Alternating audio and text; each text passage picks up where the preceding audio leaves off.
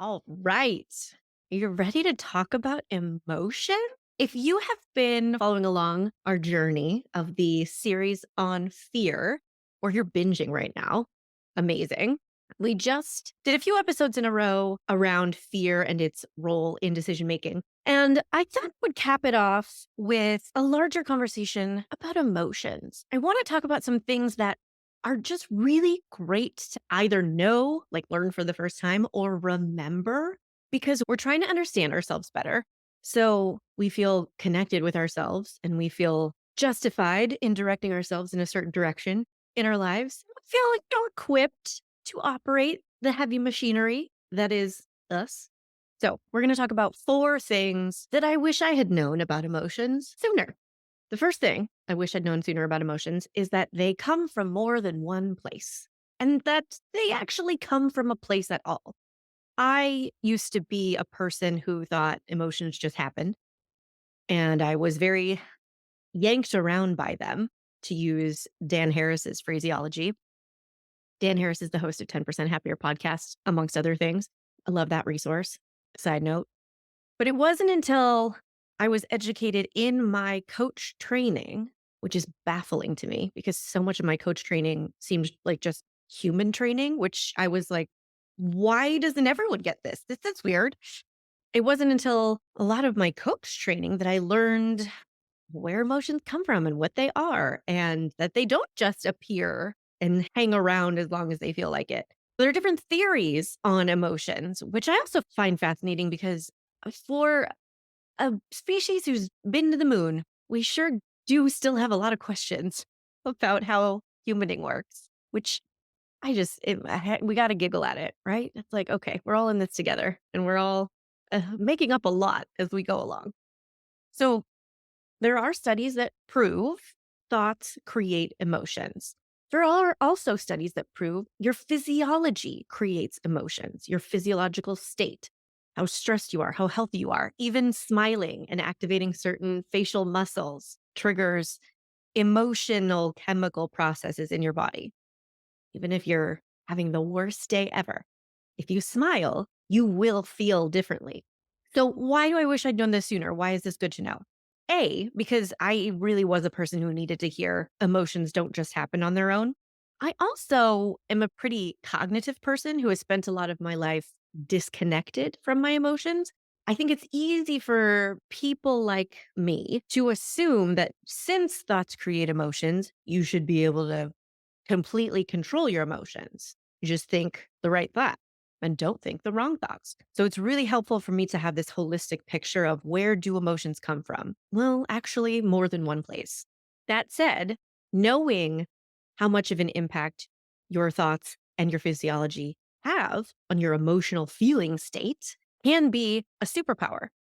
Because while we can't completely manipulate every single thought we have or our physiological state, we can capitalize on our agency, whatever's in our sphere of control. We can work to build habits to respond to certain thoughts. We can work to build a certain mindset.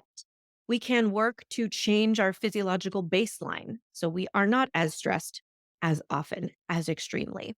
The final reason that I wish I'd known this sooner is because it's so much easier to have compassion for yourself for feeling things that don't make sense when you know that emotions do not come from sense. How often do you get frustrated with yourself for how you feel? Or give yourself a verbal lashing for feeling something really inconvenient or really immature or that just doesn't make any sense? Or feeling something that you do not want to feel? How many times have you used the language, I know I shouldn't be feeling this way? When you really accept the reality that logic doesn't create emotions, you can have a heck of a lot more compassion for your very normal human experience. And that leads me to point number two. So, the second thing I wish I'd known about emotions earlier in my life is that we are feeling creatures. Again, I'm a cognitive person. I've always wanted to be an A plus student where I can. Chemistry, I was out. I was like, I don't know if I was going through something or if I just do not speak that language, but I was not having chemistry. But everywhere else in my life, I really enjoy going for the A. I love thinking. And as I mentioned, I have not historically loved feeling. Emotions, not my favorite. Thoughts, problems, equations, all day long. That's my jam. So I thought of myself for a lot of my life as a very thinking person who occasionally felt feelings, but kind of tried not to. And then when I did, they were very like extreme and ugh, out of control, too much. That's a podcast for another day. How we all learned to call ourselves too much from probably television. So, another favorite resource of mine, Dr. Jill Bolte Taylor. Oh, you guys, I'm going to put this in the show notes. I'll put one of my favorite episodes from Dan Harris in the show notes. That's the 10% happier guy that I mentioned a minute ago. And I'll put Dr. Jill Bolte Taylor in the show notes and link to my favorite book of hers.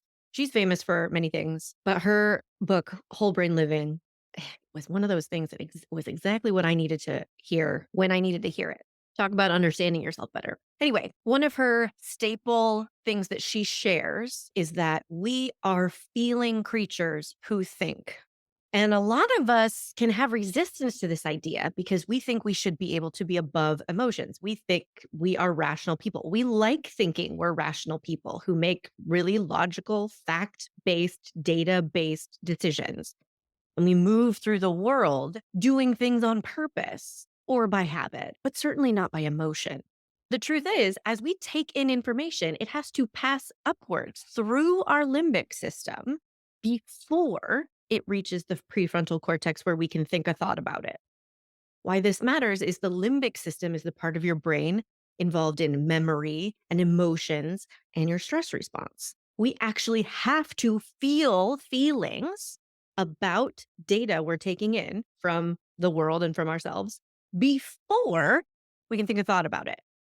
And what's even extra bananas, something that I bet even if you know everything else I'm saying in this podcast episode today, you might not have known this, that we actually have two amygdala. Yeah, you heard me right. I was like, surely we would know this by now if we talk about the amygdala all the time because of our stress response. And then, yeah, some time on Google confirmed that this is not just one wacky scientist's opinion. There's all these diagrams of our brain with two amygdala. So the amygdala is that part of your brain that we do talk about a lot when we're talking about stress, particularly because it keeps the radar running of what's stressful, what's coming at us, where is there danger.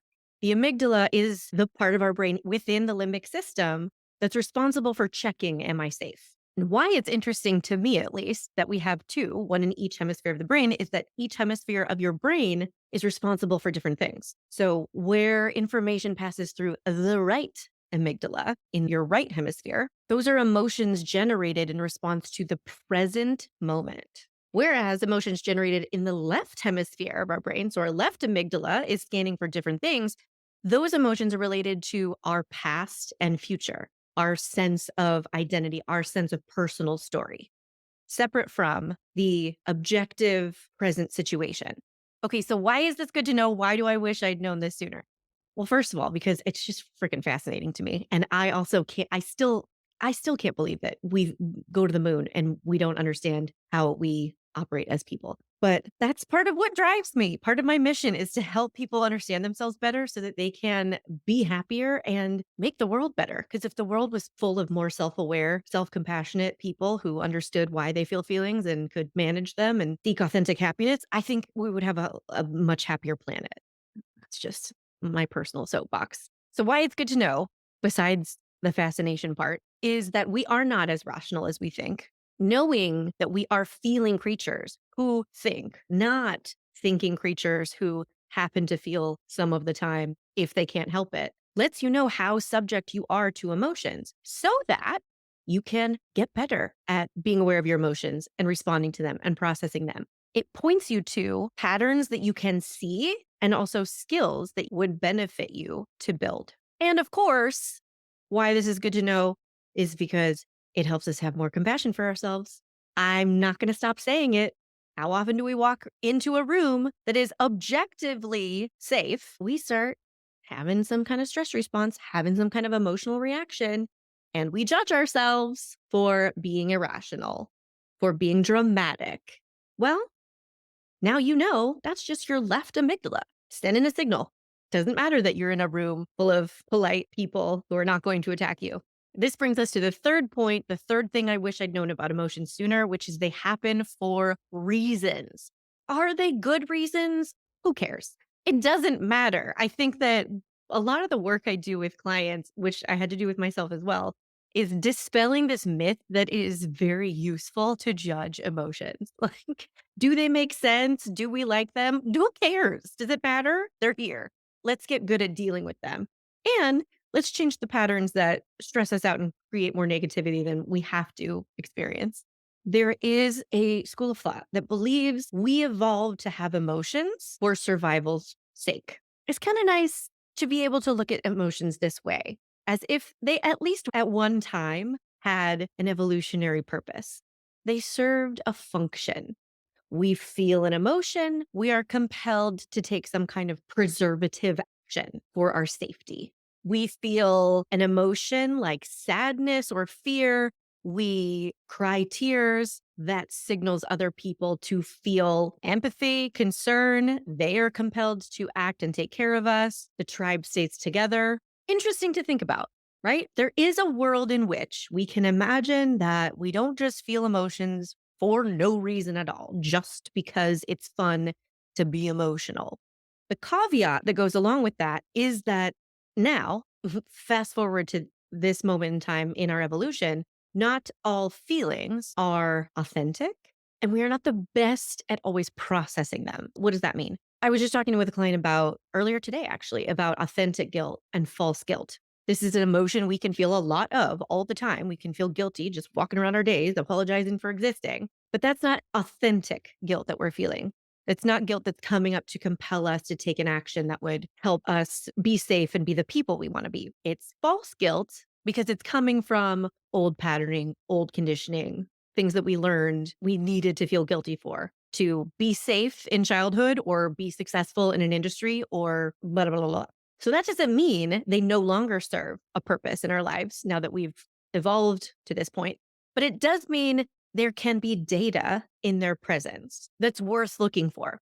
There can be data about what you think, what you want, what you need if you feel safe in the presence of an emotion.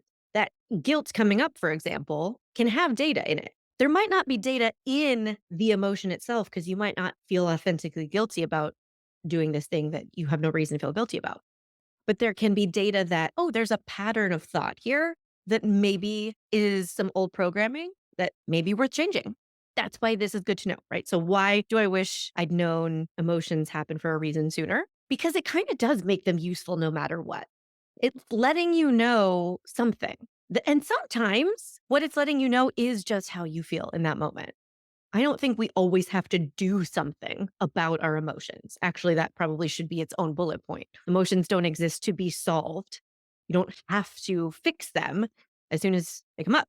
Ooh, I might have just thought of another one though. Okay, we'll come back to the emotional window of tolerance. If I don't remember, then I'll just make another episode about it. I hope you enjoy coming on my stream of consciousness journey here. I swear I have notes, but we can't help where the train goes sometimes.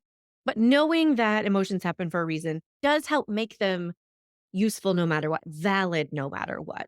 You can either get more in touch with your truth and just know this is actually how I'm feeling. This is letting me know something that I want or need or think right now. There's data in this in terms of how safe I do or don't feel. Or there's data in this that there's an old pattern of thinking. And we can't dismantle an old pattern without the awareness of its existence. So unfortunately, we need to experience it and have that awareness that, oh, I'm feeling a lot of guilt that I actually don't need to feel. It's not serving the purpose that I would like guilt to serve in my life. We want to be able to feel it, right? We want to be able to know when we've done something that we feel bad about, but you can't change that pattern without seeing it first. All right. The fourth thing I wish I had known about emotions earlier in my life is that they can have a less than 90-second chemical lifespan. What? Emotions last for weeks. What are you talking about? I know, me too. But one emotional event created by a thought, let's say, actually has a physiological beginning, middle, and end. Meaning, between its creation, like you have the thought and now you're feeling anger, between its creation, the peak of chemicals released in your body, and the dissipation of those chemicals to the point where your bloodstream is totally clean is less than 90 seconds. Okay, why is this good to know? Because I have the feeling that you might be skeptical or you might be thinking, this piece of information infuriates me because I never only feel an emotion for 90 seconds. It's good to know because it's good to know your power and it's good to know your options. Of course, our norm is not to think one thought one time, generating one emotional chemical response. That is not our norm. However, if you do have the experience of feeling a feeling that's drawn out for hours and hours, or maybe even days, or feeling a feeling over and over and over again, it's good to know that might be happening because of thinking a thought over and over and over again, restarting that chemical process over and over and over again. We're not saying it's wrong because it's very normal. It's what we do as humans. We just think thoughts all day long. But going back to our first point, this is when we get in the mode of feeling like we are yanked around by our emotions and we don't have a say, when we feel like they're in charge of how long they hang out and how long they last. It's good to know that they can have a less than 90-second chemical lifespan. Again, this is knowledge that can point you to what skills you need to build. If you don't know how to process emotions, or you don't know how to interrupt repetitive thinking, or stop yourself from going all the way down a rabbit hole or all the way into snowball catastrophe thinking, that's really good to be able to see. It's not very fun to see. I've been there. I get it. I agree with you. But it's good to see, to know that, okay, maybe it will improve my quality of life if I'm open to building this skill, if I'm open to getting better at noticing when I'm spinning and I'm stressing myself out and I'm just churning emotional butter, like over and over and over again. I started by saying it's good to know your power. It is very powerful to experiment with this. I want you to try it. It involves a little mental muscle work. The idea is to recognize that you're having an emotion and then just let it finish. Why that's challenging is because it's very difficult for us to stop thinking the same thought over and over again or stop digging into a thought that's creating an emotion, especially a negative emotion. But I dare you to try it just to see what happens. Can you let yourself feel an emotion all the way through? I say this is very powerful because I had such a visceral experience of trying this for the first time upon the suggestion of my coach. I was very sad about something, and she recommended I just try it. Like, I just try letting the emotion start and then keep going and then finish. And how that impacted my experience of the emotion I felt later that same day. When I noticed the emotion come up, what I didn't do was immediately try to tamp it down or immediately rush out of it or dive straight into the deep end with all of the dramatic, stressful thoughts that, again, we're not judging. We have dramatic thoughts. I was a theater kid, you guys. I'm never going to judge you for your drama. But what I did was I had a little more openness to feeling that feeling all the way through because I just wanted to see. I wanted to see, well, what is going to happen if I just let this out? And it can be a little scary because we don't know what's going to happen. We can be scared that we're going to get caught in an emotion forever and it's not going to be bearable. So, to the extent that you can experiment with this, I really encourage you to give it a try. Even just having that in your head when you start feeling an emotion, like, oh, this might not have to last forever. Maybe I can pay attention to how I respond to it. You're just building up your mastery and fluency and self regulation when it comes to emotions. Okay, let me slide in a bonus here because this was not in my original thinking, but it came up while we were talking today and I want to share it with you. So, the fifth bonus thing I wish I'd known about emotions earlier in my life is that we have a window of tolerance that we do not decide on purpose. It develops organically through our life experience, but we have a window of tolerance for emotions that we are willing to feel, that we are able or interested in or available to tolerate. And I think this is a really important thing to be aware of because if you imagine the spectrum of emotions, if we're really simplifying things, they range from super positive to super negative, right? Obviously, there are all kinds of flavors and variations and dynamics. It's not just good emotion or bad emotion. But on the spectrum, we can kind of imagine, where is your safety zone? Where's your window of tolerance? What are you unwilling to feel? What do you feel unable to feel? And where do you hang out? Where's your baseline? And what feelings might you kind of dip your toe in and then rush out of quickly?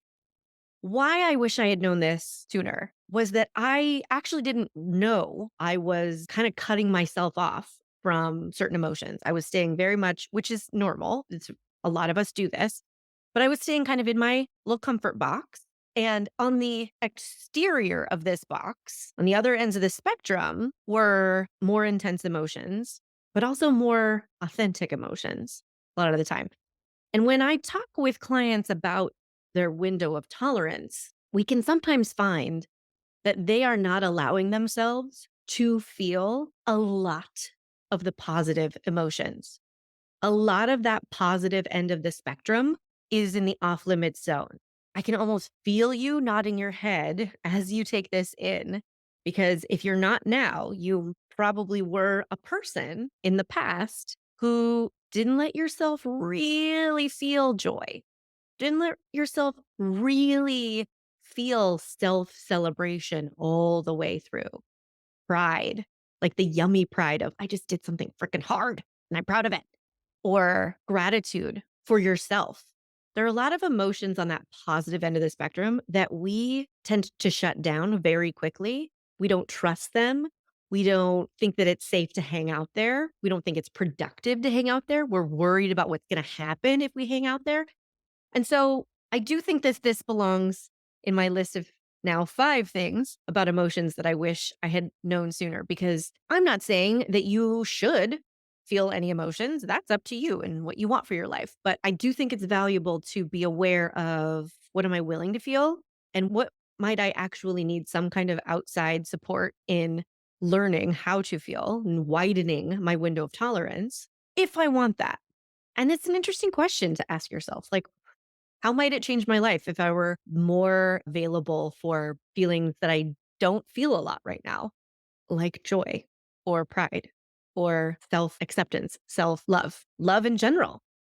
So, those are 5 things that I know about emotions now that would have impacted things if I'd known them sooner. It's okay that I didn't, but my hope is in sharing them with you, we've unlocked something that maybe you really just needed to hear today. Please remember to do it in a spirit of self compassion and self love, not in the spirit of self judgment. And know that it's so, so normal to need help with this stuff. This is so much of the work I do with clients. At the same time as pursuing goals and organizing their schedules, we're building skills for self regulation, for processing emotions, for being aware of emotions, and feeling a little bit more in control of yourself, of your responses, and how you feel, which doesn't just exclusively mean not feeling bad, right? A lot of the stuff we do is cultivating happiness and presence and calm and peace on purpose, which is so much fun. So when you are ready to get help with that, reach out, book your consult, kirstenparker.com/schedule. You can also check the show notes out for upcoming events, because we have a lot of fun things happening if you're listening real time, which is March 2024. There are lots of fun things coming up, lots of opportunities to work together in different ways. So go check that out. Let me know what you thought of this episode. Did you hear anything you needed to hear today? Reach out at KP Coaching on Instagram and at The Decision Coach on TikTok. I can't wait to talk to you soon. Have a beautiful week. See you later. Hey, want to find out your decision style? Obviously, go take the decision style quiz. It's in the show notes and at kirstenparker.com/quiz. We all have our style when it comes to making decisions, but do you know how to use your default way of thinking to your advantage? Or do you mainly get stuck in the most annoying parts of overthinking and people pleasing? The decision style quiz has your answers, my friend. Take it right now at kirstenparker.com/quiz.